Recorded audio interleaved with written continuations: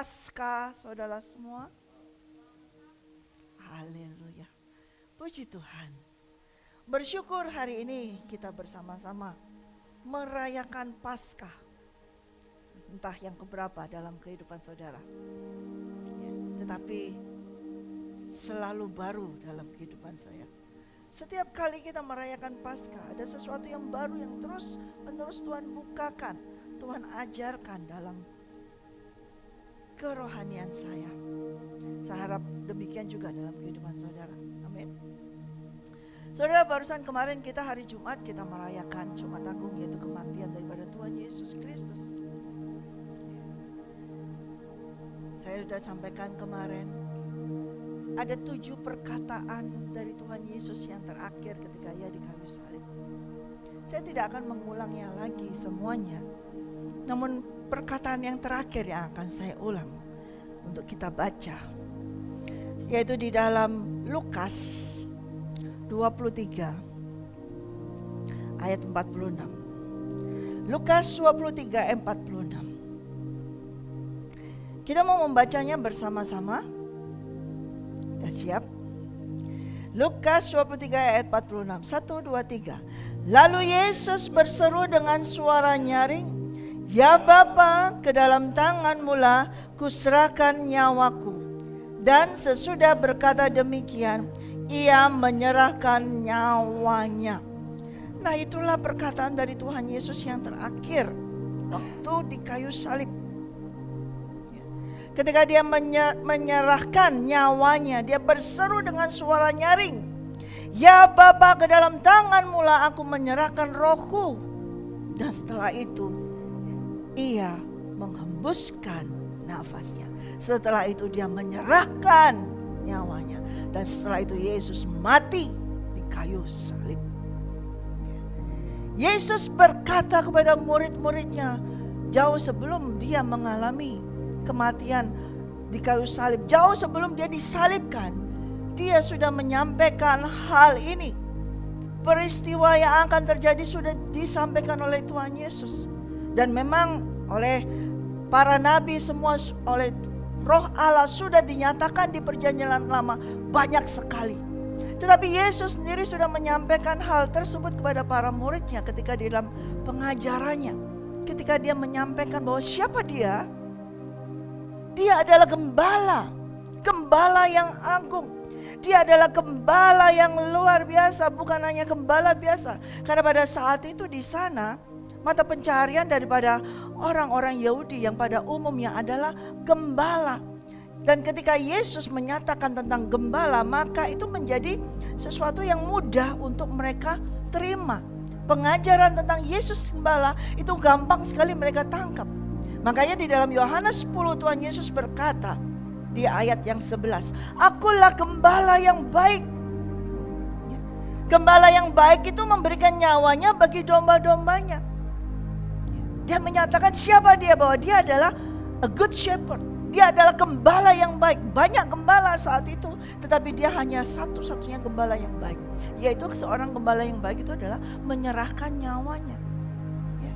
Saya mau loncat di ayat yang ke-14. "Akulah gembala yang baik dan aku mengenal domba-dombaku. Ya. Dan domba-dombaku mengenal aku." Ya. Yohanes 10 ayat 14. "Sama seperti Bapa mengenal aku dan aku mengenal Bapa. Dan aku memberikan nyawaku bagi domba-dombaku. Ada lagi padaku domba-domba lain yang bukan dari kandang ini. Domba-domba itu harus kutuntun juga. Dan mereka akan mendengarkan suaraku.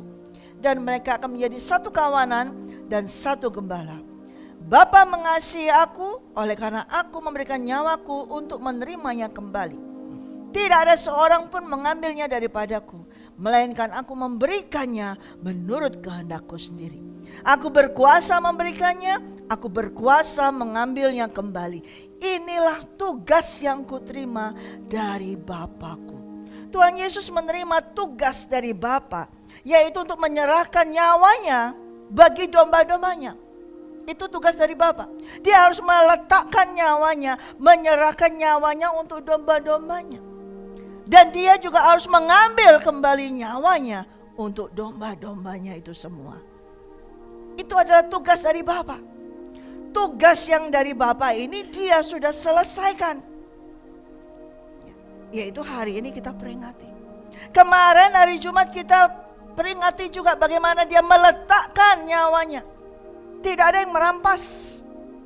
Tidak ada yang memaksa. Semua kanan kiri Yesus penyambun itu dibunuh, dipaku di kayu salib, tapi mereka belum mati.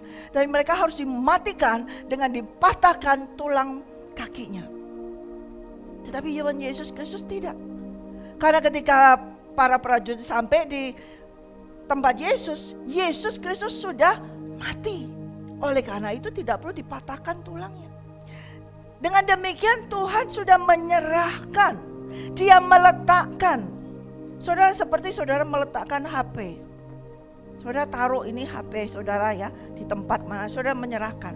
Misalnya nih ya di satu meja ada di sini. Saudara semua dengan volunteer, dengan sukarela meletakkan HP-nya untuk menjadi milik saya. Haleluya. Ya kan? Seperti itu. Artinya meletakkan itu sudah menyerahkan. Ya, ditaruh sini. Satu kotak semua saudara maju semua dengan sukarela letakkan HP di sini. Nah kemudian saudara pergi, berarti HP itu milik saya, betul nggak? Betul? Lakukan? Tidak. Hanya satu gembala yang mau seperti itu. Dia mau meletakkan nyawanya, dia mau taruh nyawanya. Menyerahkan nyawanya dengan volunteer, dengan rela, sukarela, tanpa paksaan, tidak ada yang memaksa. Dia punya kuasa untuk meletakkan nyawanya. Dia punya kuasa. Saudara, kita gak punya kuasa untuk meletakkan nyawa kita. Tidak ada satu orang pun yang punya kuasa meletakkan nyawanya. Sekaya apapun orang itu, sehebat apapun orang itu, punya duit apapun, dia mau bunuh diri, itu bukan meletakkan nyawanya, bukan menyerahkan nyawanya. Ketika dia menghabisi hidupnya, bunuh diri, itu dia gak hidup, dia mati selama-lamanya di neraka. Tetapi orang yang meletakkan nyawanya, menyerahkan nyawanya, dan dia punya kuasa untuk apa? Mengambilnya kembali. Hanya satu, yaitu Yesus Kristus. Dan itu tugasnya. Hari ini kita rayakan. Tadi pagi peristiwanya, pagi-pagi sekali Yesus mengambil kembali nyawanya itu. Dia punya kuasa untuk mengambil kembali. Hari kemarin Jumat, dia menyerahkan nyawanya ke kerajaan maut. Dia serahkan nyawanya di kerajaan maut. Untuk siapa? Untuk domba-dombanya. Untuk menyelamatkan domba-dombanya. Dia menunggu 3 hari. Dia punya kuasa.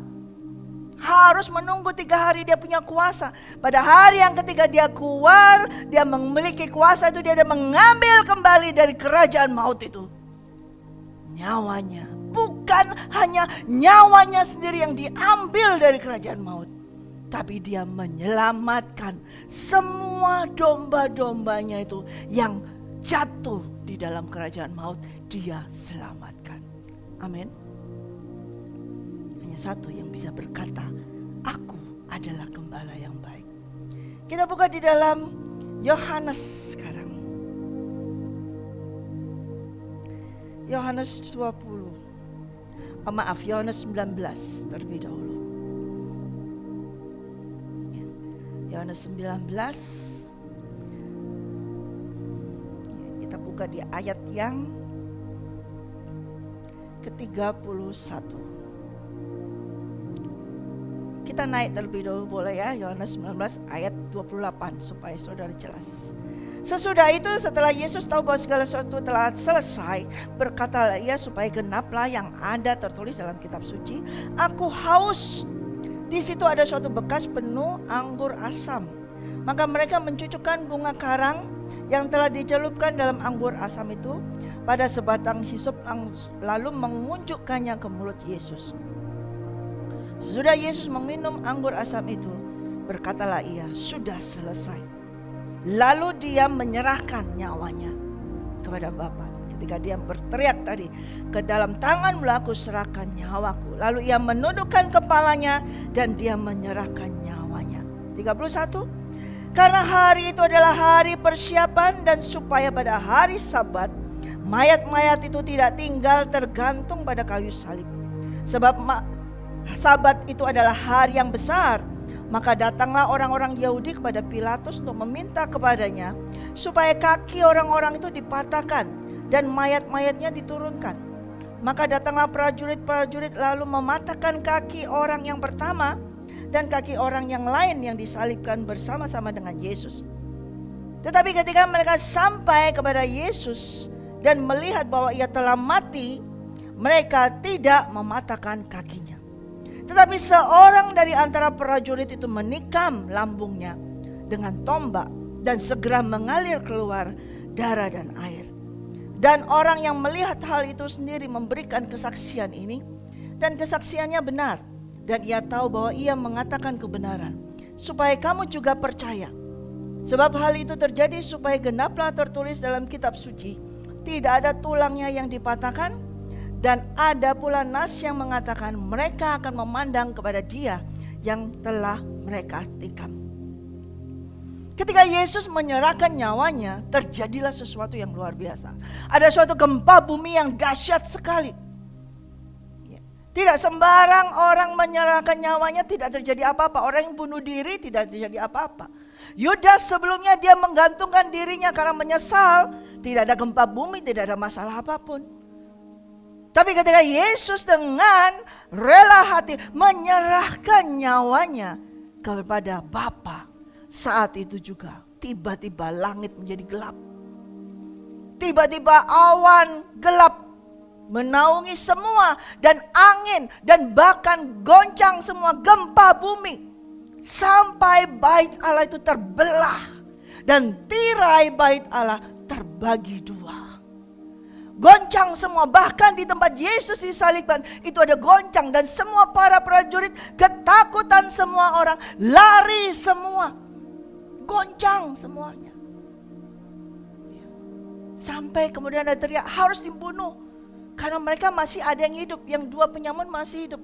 Tapi Yesus sudah mati. Oleh karena itu tidak perlu dipatahkan kakinya.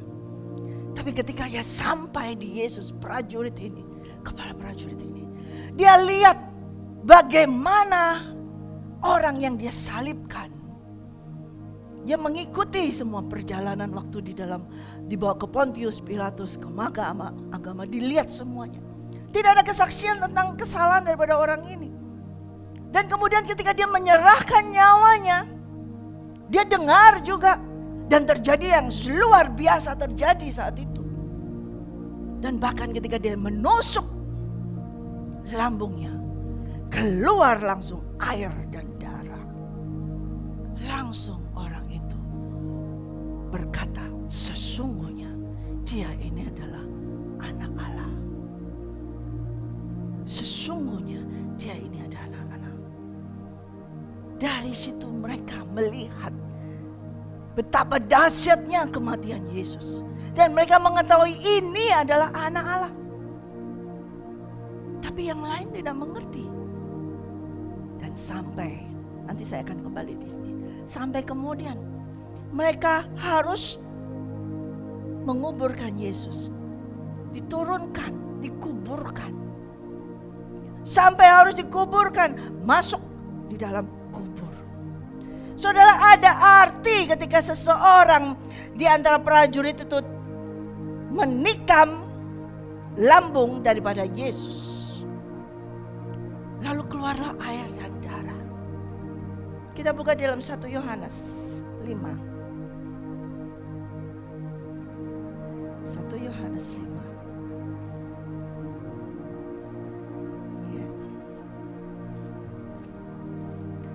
Ayat yang ke-6.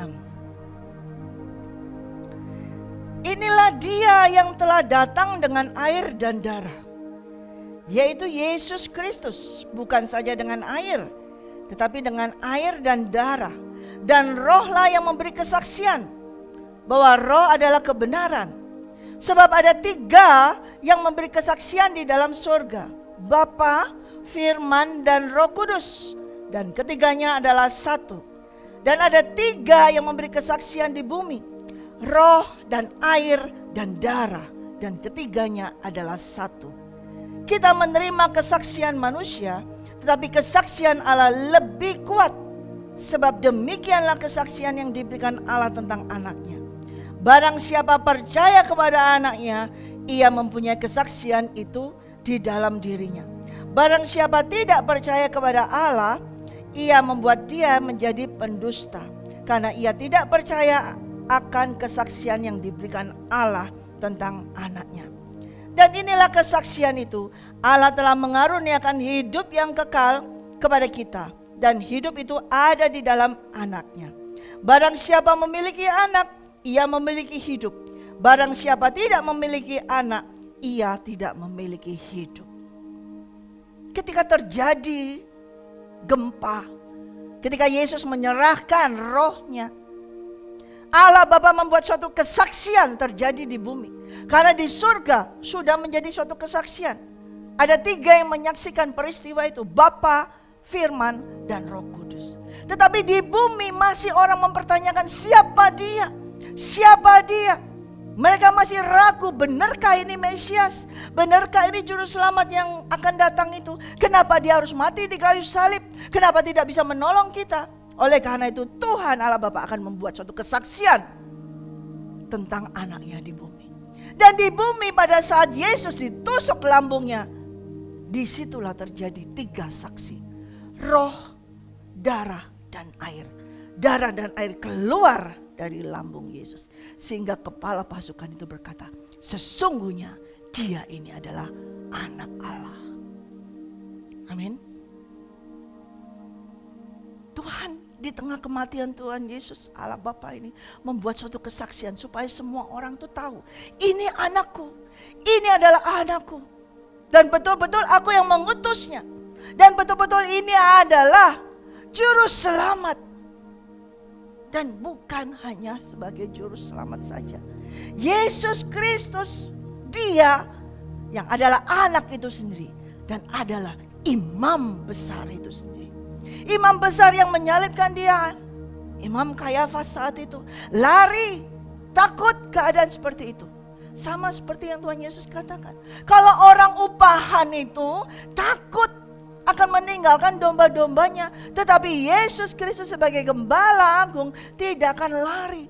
Justru dia akan menyerahkan nyawanya untuk menyelamatkan domba-dombanya. Pada saat Yesus mati di kayu salib, dia sebagai anak Allah, dia sebagai juru selamat, dan dia sebagai imam besar yang agung. Dia sebagai perfect sacrifice, dan dia juga adalah the perfect high priest. Karena ternyata imam-imam yang besar itu, mereka tidak sempurna di dalam melakukan pelayanan untuk penebusan dosa bagi umatnya saat itu. Tidak sempurna, karena mereka sendiri memiliki kelemahan. Tetapi Yesus Kristus saat itu waktu mati di kayu salib, sekalipun di tempat yang terkutuk, dia tidak ada kelemahan, dia tidak memiliki dosa.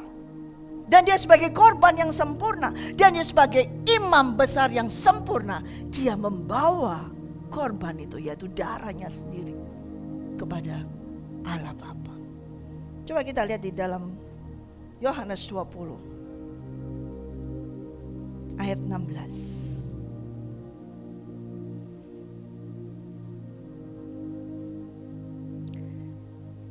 Kata Yesus kepadanya, Maria, Maria, berpaling dan berkata kepadanya dalam bahasa Ibrani, Rabuni, artinya guru.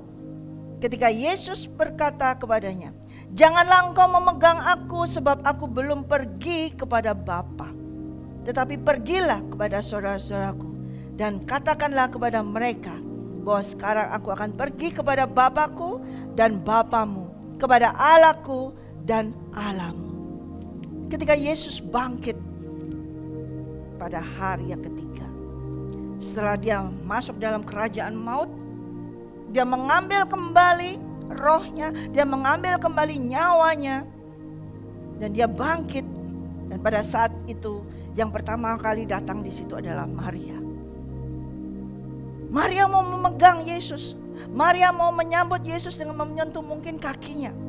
Tapi Yesus katakan, jangan pegang aku, karena aku belum kepada Bapakku. Karena aku belum membawa korbanku ini, darahku yang mahal untuk masuk ke dalam hadirat Allah Bapa.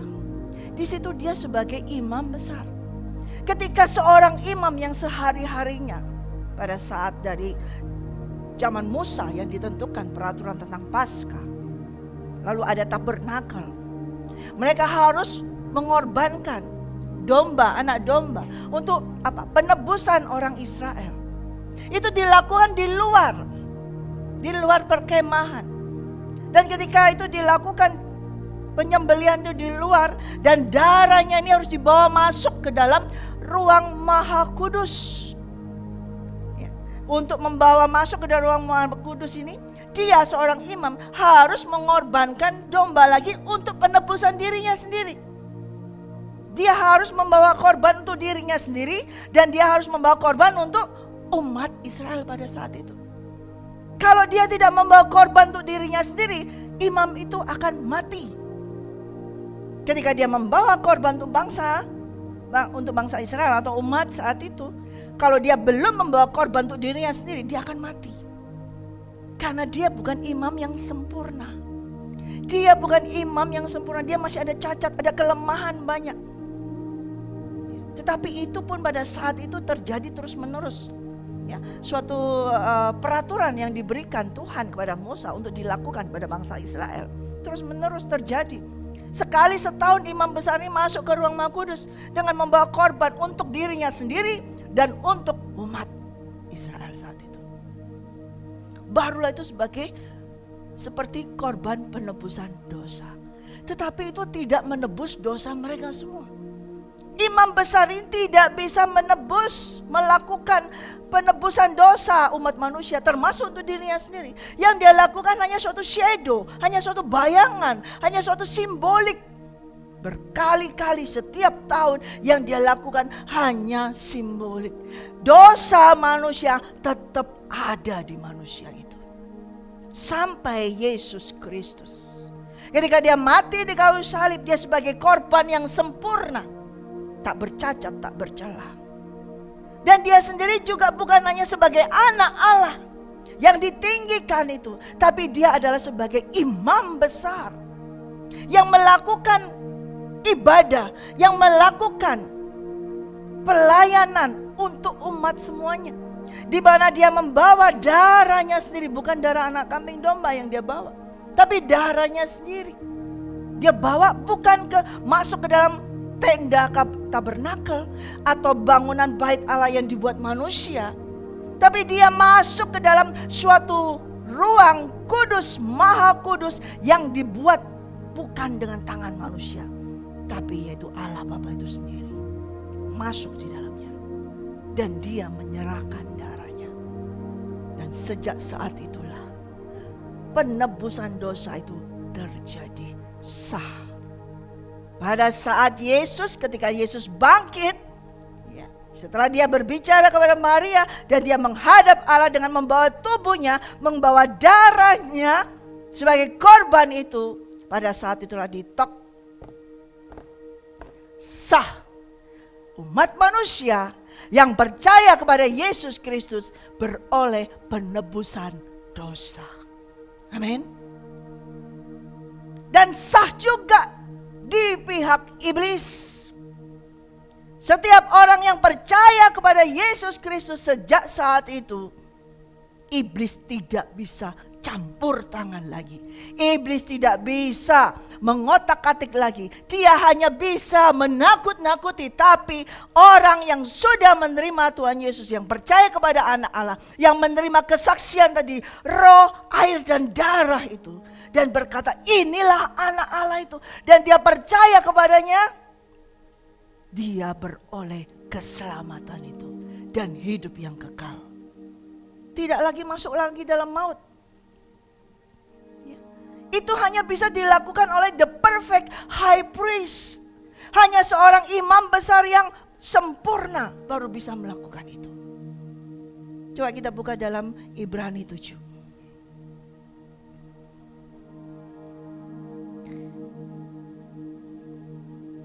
di ayat yang ke-14. Ibrani 7 ayat 14. Sebab telah diketahui semua orang bahwa Tuhan kita berasal dari suku Yehuda. Dan mengenai suku itu Musa tidak pernah mengatakan sesuatu apapun tentang imam-imam. Dan hal itu jauh lebih nyata lagi jikalau ditetapkan seorang imam lain menurut cara Melkisedek, yang menjadi imam bukan berdasarkan peraturan-peraturan manusia, tetapi berdasarkan hidup yang tidak dapat binasa.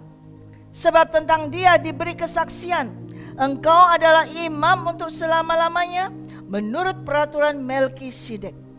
Memang suatu hukum yang dikeluarkan dahulu dibatalkan kalau hukum itu tidak mempunyai kekuatan, dan karena itu tidak berguna.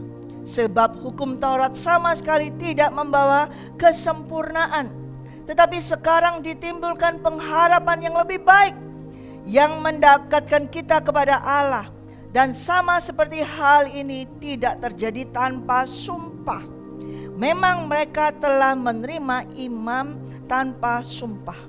Tetapi ia, yaitu Yesus, dengan sumpah diucapkan oleh dia yang berfirman kepadanya, Tuhan telah bersumpah dan ia tidak akan menyesal. Engkau adalah imam untuk selama-lamanya. Demikian pula Yesus adalah jaminan dari suatu perjanjian yang lebih kuat. Dan dalam jumlah yang besar mereka telah menjadi imam, karena mereka dicegah oleh maut untuk tetap menjabat imam. Tetapi karena ia tetap selama-lamanya, imamatnya tidak akan beralih kepada orang lain. Karena itu ia sanggup juga menyelamatkan dengan sempurna semua orang yang oleh dia datang kepada Allah. Sebab ia hidup senantiasa untuk menjadi pengantara mereka.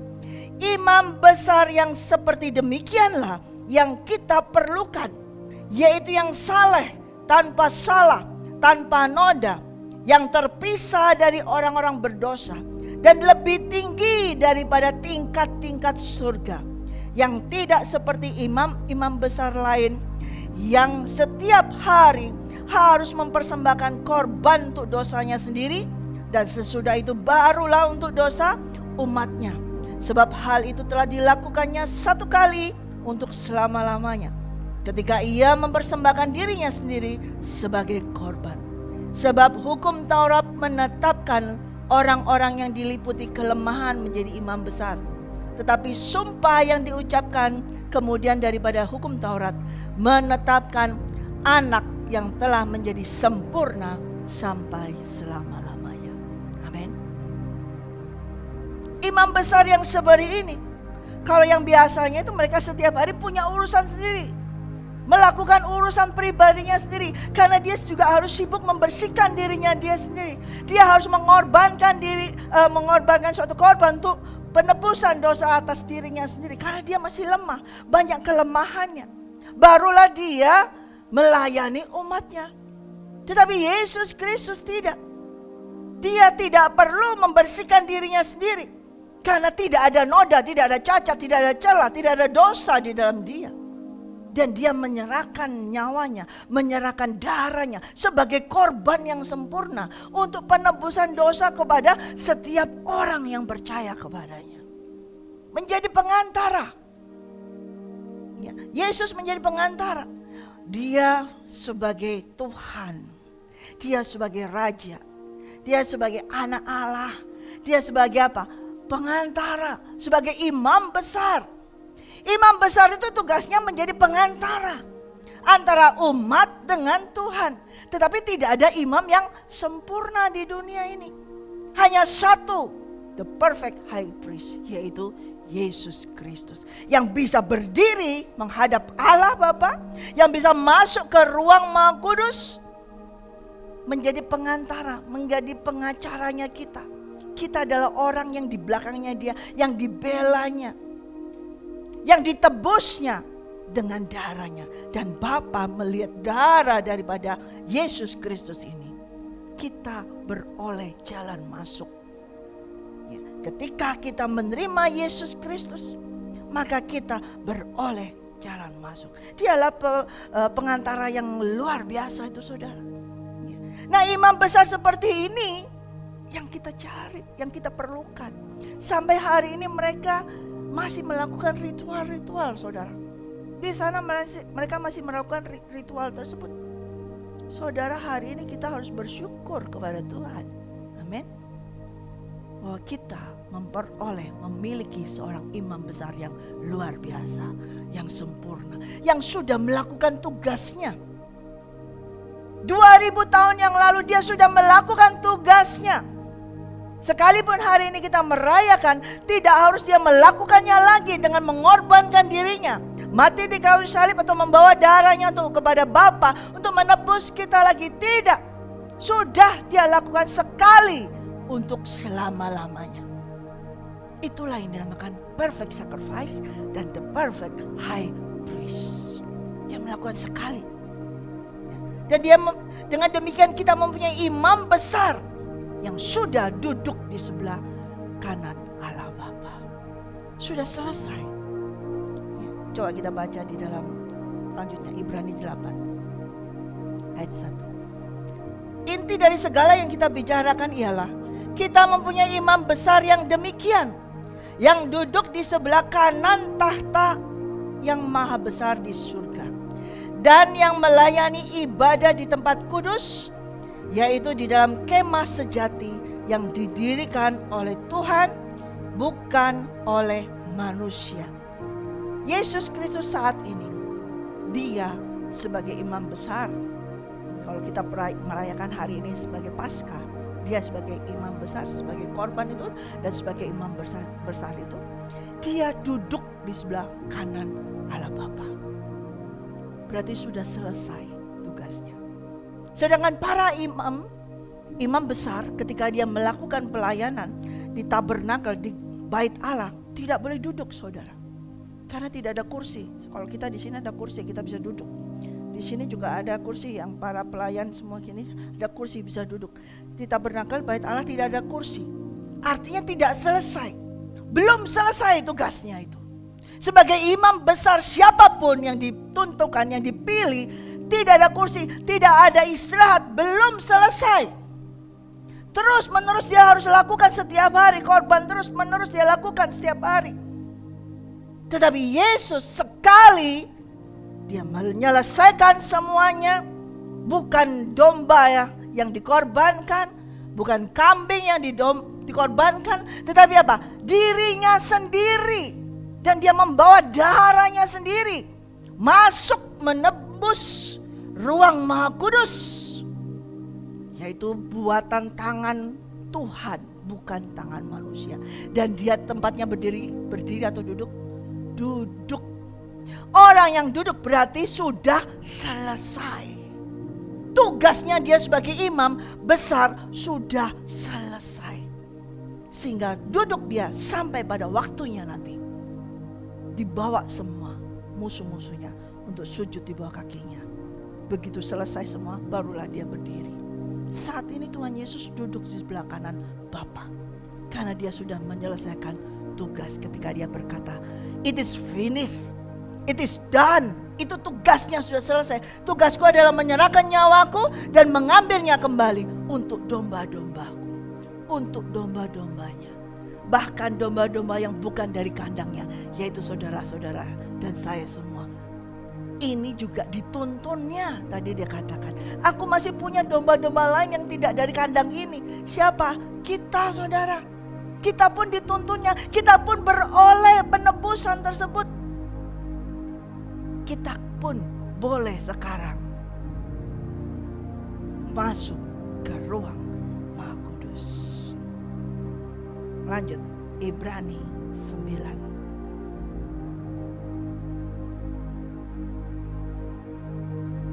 Ayat 11.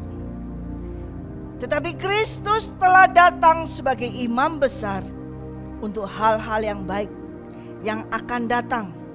Ia telah melintasi kemah yang lebih besar dan yang lebih sempurna, yang bukan dibuat oleh tangan manusia. Artinya yang tidak termasuk ciptaan ini. Dan ia telah masuk satu kali untuk selama-lamanya ke dalam tempat yang kudus, bukan dengan membawa darah domba jantan, darah domba anak lembu, tetapi dengan membawa darahnya sendiri. Dan dengan itu ia telah mendapat kelepasan yang kekal. Sebab jika darah anak domba jantan dan darah lembu jantan dan percikan abu lembu muda menguduskan mereka yang najis, sehingga mereka disucikan secara lahiriah, betapa lebihnya darah Kristus yang oleh roh yang kekal telah mempersembahkan dirinya sendiri kepada Allah sebagai persembahan yang tak bercacat, akan menyucikan hati nurani kita dari perbuatan-perbuatan yang sia-sia, supaya kita dapat beribadah kepada Allah yang hidup. Amin. Sekarang saudara, kita bisa beribadah kepada Allah langsung, tidak ada halangan, karena tabir itu yaitu dirinya sendiri sudah dia serahkan. Dia sudah membawa darahnya. Sekarang kita bisa langsung berhubungan karena kita sudah ditebusnya, sudah beroleh penebusan itu. Saudara katakan kepada kanan kirimu, wow.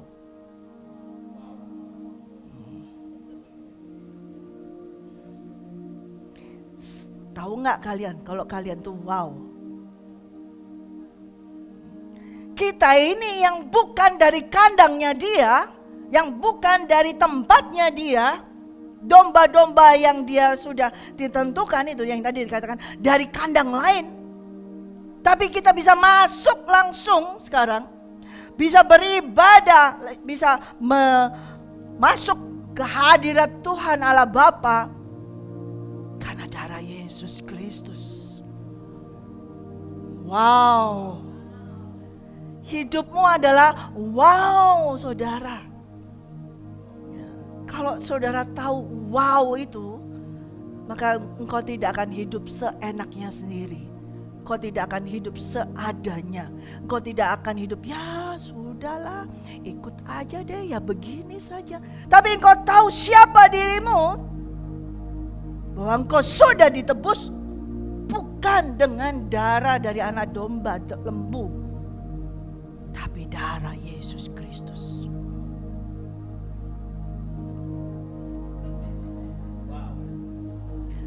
Mahal loh itu. Engkau mahal, tahu nggak saudara? Jadi jangan sampai ada orang yang bisa membeli dirimu. Amin. Jangan sampai ada orang yang bisa membeli dirimu. Karena di dalammu ada darah Yesus Kristus yang mahal harganya. Engkau gak bisa dikasih uang supaya engkau berpindah, tidak menjadi milik Kristus lagi. Jangan sampai ada orang yang bisa membeli dirimu. Harganya mau 1M, 2M, berapa saja mereka tawarkan kepadamu, ketahuilah di dalammu ada harta yang lebih dari harga itu. Jadi saudara, jadi jangan hidup seenaknya. Jangan lagi hidup seenaknya. Kemudian saudara, oh wow, kita rayakan hari ini Paskah dengan haleluya, puji Tuhan, Yesus bangkit, dia bangkit, oh haleluya, terima kasih Tuhan. Kemudian saudara, besok saudara melakukan dosa lagi. Saudara besok hidup dalam dosa lagi. Aku tidak melakukan apa-apa, tapi dalam hati dan pikiran masih ada noda dosa. Masih ada kepahitan, masih ada iri hati, masih ada kesombongan. Itu sama dengan kau menista Yesus Kristus kedua kalinya, ketiga kalinya, keempat kalinya. Lalu buat apa engkau celebrate about Paskah setiap hari? Tadi katakan, rayakan, Yesus rayakan. Tapi kalau besok saudara jatuhkan Yesus lagi, dengan kau berbuat dosa lagi, dengan kau santai aja, nggak apa-apa, aku tidak melakukan dosa yang besar kok, cuman kecil, berbohong, nggak apa-apa, aku nggak melakukan perselingkuhan kok, cuman kecil saja, aku nggak melakukan apa-apa kok, kecil kok, cuman bohong, cuman kecil kok, ada iri hati pada seseorang, kecil kok, kenapa punya pikiran yang seperti ini? Enggak, aku nggak melakukan tindakan yang berdosa, tapi di dalammu ini ada sifatnya iblis. Engkau menista darah Yesus. Kalau engkau betul-betul sudah ditebus oleh darahnya. Dan hari ini kita celebrate about Yesus. Kita merayakan Yesus. Kehidupan kita dari ujung rambut sampai ujung kaki harus menjadi milik Yesus Kristus. Amin. Sekalipun ada orang yang menindas engkau, sekalipun ada orang yang mengecam engkau, sekalipun ada orang yang memfitnah engkau, sekalipun ada orang yang menampar engkau, sekalipun ada orang yang menyakitimu, kehidupanmu yang sudah ditebus oleh darah Yesus harus memiliki kesaksian itu tadi. Roh, air, dan darah itu harus ada yang mengalir keluar dalammu. Amin. Jangan cuma, kita senang celebrate Paskah, suka. Ya, kemarin kita hari Jumat aku nangis. Ya, sedih ingat Tuhan Yesus disalib, dicambuk, nangis, semua nangis. Terus hari ini kita, sukacita, bersukacita. Terima kasih Tuhan, terima kasih. Tapi besok kita tenggelam lagi, terjebur lagi dalam dosa. Setiap hari begitu. Itu seperti imam besar. Setiap hari masuk, keluar masuk, bersihkan lagi. Tapi the perfect high priest, imam besar kita, tidak perlu ulang-ulang. Sekali, once for all, untuk semuanya dan selamanya. Bahkan Yesus waktu disalibkan 2000 tahun yang lalu. Saudara, ada yang hidup di tahun 2000 yang lalu? Ada nggak? Nggak ada ya. Wah, kalau ada hebat banget. Nggak ada. Tapi darahnya itu berkuasa sampai hari ini, saudara. Darahnya tetap berkuasa sampai hari ini. Karyanya dia tetap bisa diterima. Bahkan yang masa depan. Kalau saja dia percaya kepada Yesus Kristus. Kalau dia percaya kepada anak Allah. Kalau dia menerima kesaksian tadi. Ada roh, air, dan darah. Dan dia mengaku, sungguh dia adalah anak Allah. Dan aku percaya kepadanya. Maka orang itu menerima apa? Kehidupan yang kekal. Amin. Karena dia imam yang sempurna. Lebih tinggi, melebihi daripada imam yang kita tahu, kita Melkisedek. Yang waktu Abraham mengalahkan raja-raja Kedorlaomer. Ya, ada imam yang tinggi yang tidak tertulis siapa ibu dan bapaknya, tidak diketahui. Dia lebih. Tetapi Yesus Kristus melebihi dari imam Melkisedek ini. Jauh melebihi. Dia imam yang luar biasa. Dan dia sudah melakukan tugasnya. Ibrani 10 ayat 19.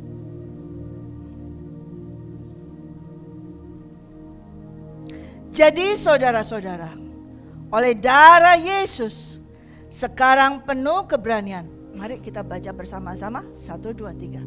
Jadi saudara-saudara, oleh darah Yesus sekarang penuh keberanian dapat masuk ke dalam tempat kudus.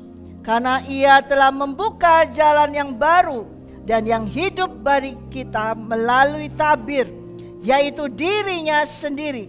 Dan kita mempunyai seorang imam besar sebagai kepala rumah Allah.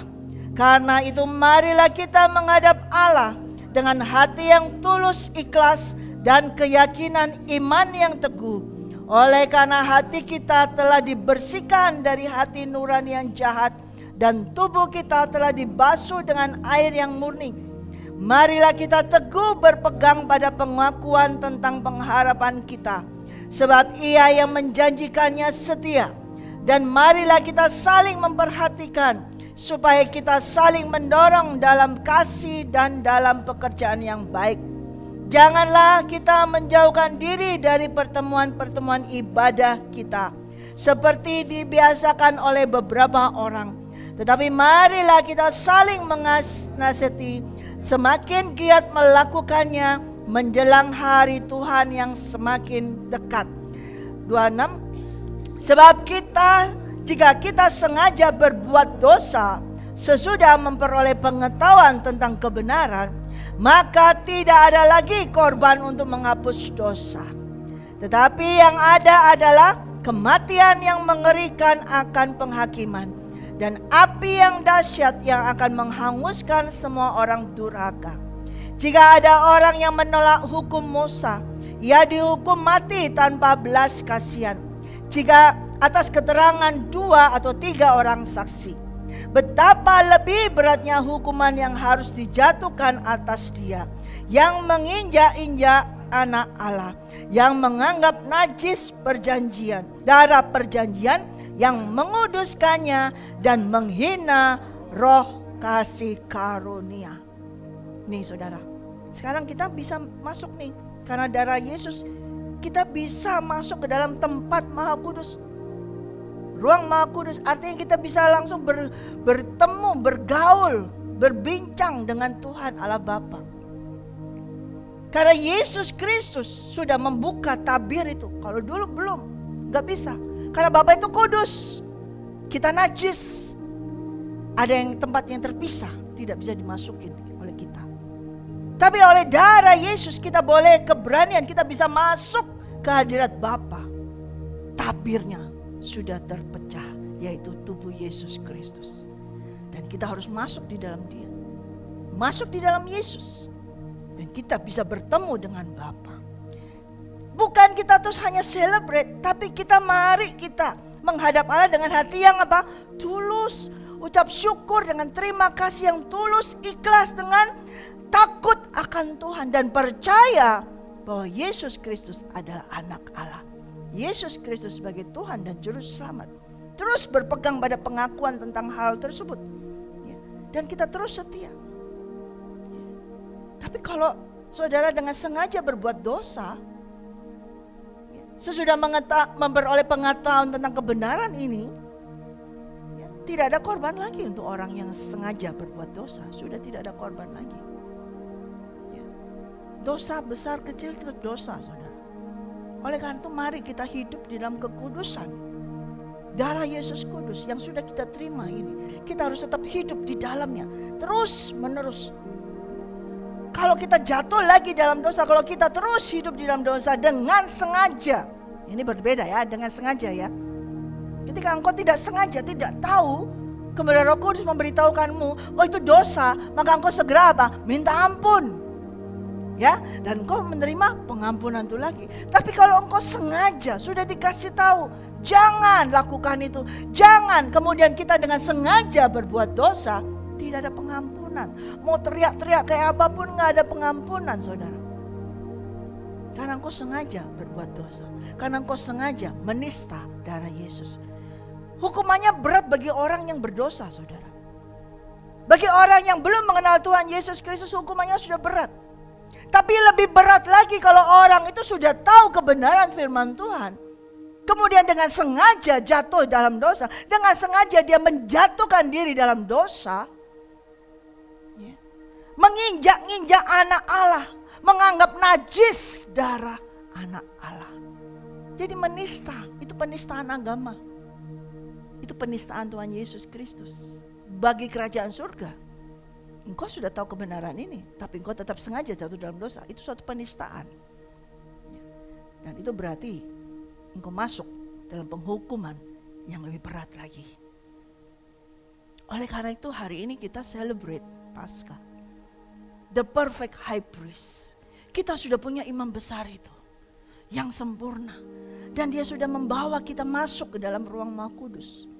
Mari kita hidup seperti yang dikehendaki daripada imam besar ini, yaitu kehendak daripada Tuhan Allah Bapa. Untuk terus kita hidup di dalam Dia, memperoleh apa? Kesaksian. Di dalam kehidupan kita harus ada kesaksian.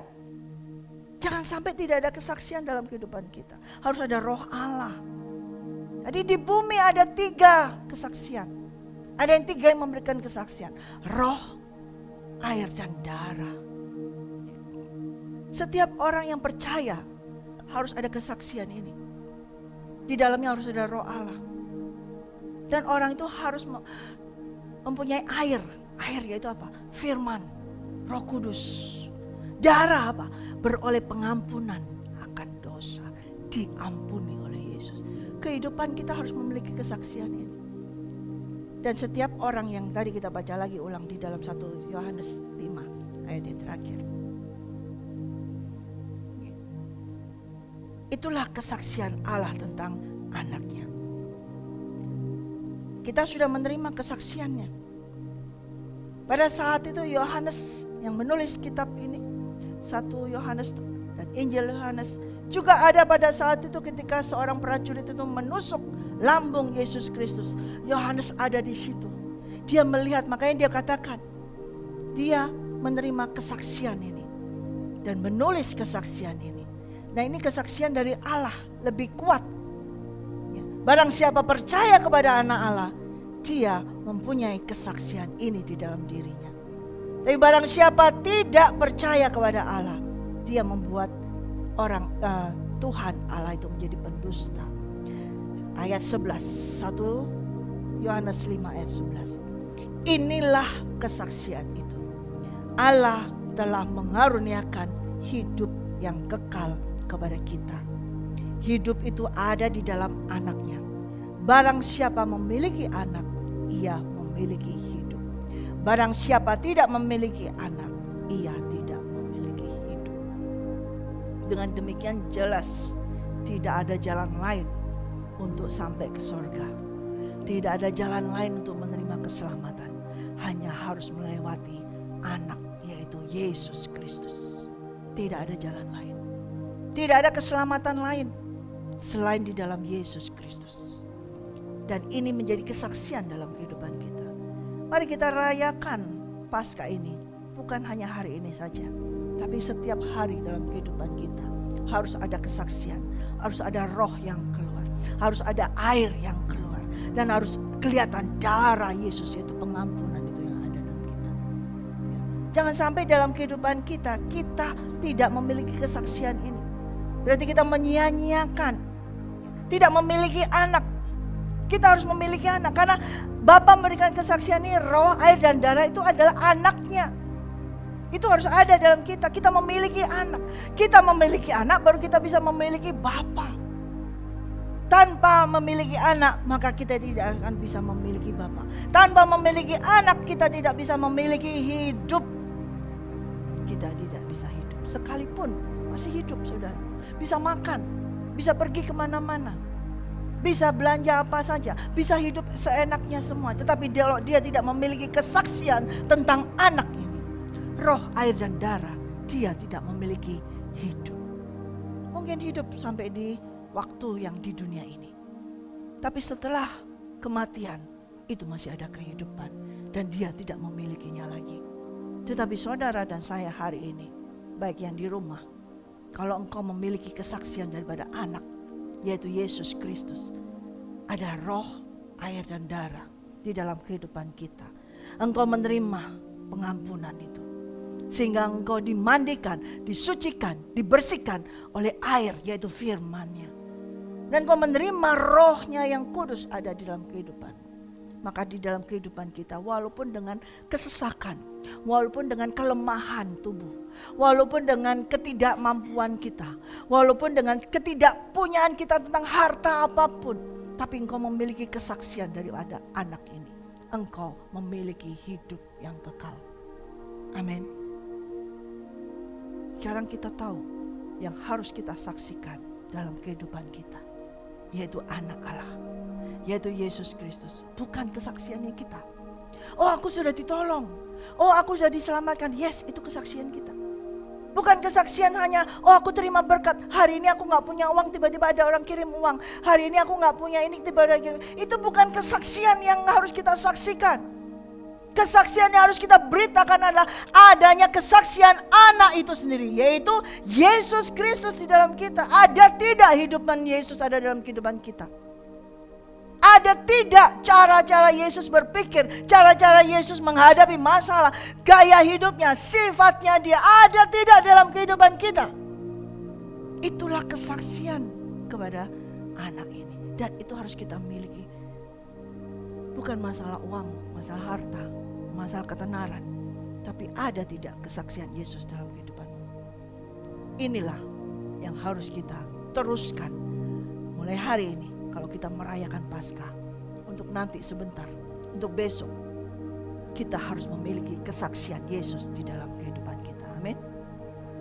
Itu menjadi saksi. Sekarang imam besar kita duduk, the perfect high priest ini duduk selesai. duduk di sebelah kanan Bapa. Tapi kita yang ada di dunia ini, di bumi ini, kita memiliki apa? Kesaksian itu yang harus kita kerjakan. Itu yang harus kita teruskan. Dia di surga, Yesus Kristus di surga, sudah duduk. Sekarang kita, kesaksian ini ada di kita saat ini.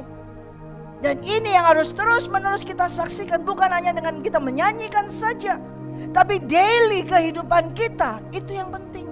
Setiap hari kehidupanmu, di kantor kah, di jalan raya kah, di restoran kah, di tempat yang tersembunyi kah, di kamarmu sendiri, ada tidak kesaksian tersebut?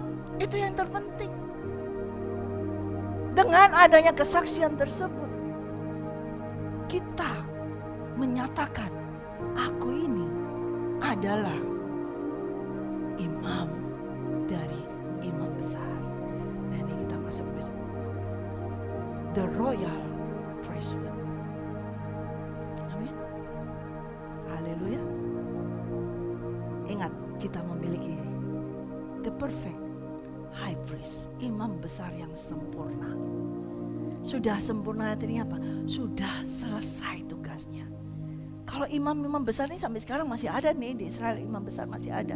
Mereka tidak bisa dikatakan sempurna karena mereka tetap terus melakukan tugasnya sampai hari ini. Karena mereka tidak percaya akan Yesus Kristus. Tapi saudara semua di sini percaya pada Yesus Kristus? Katakan, di dalamku ada kesaksian akan Yesus. Yaitu roh, air, dan darah. Amin. Mari kita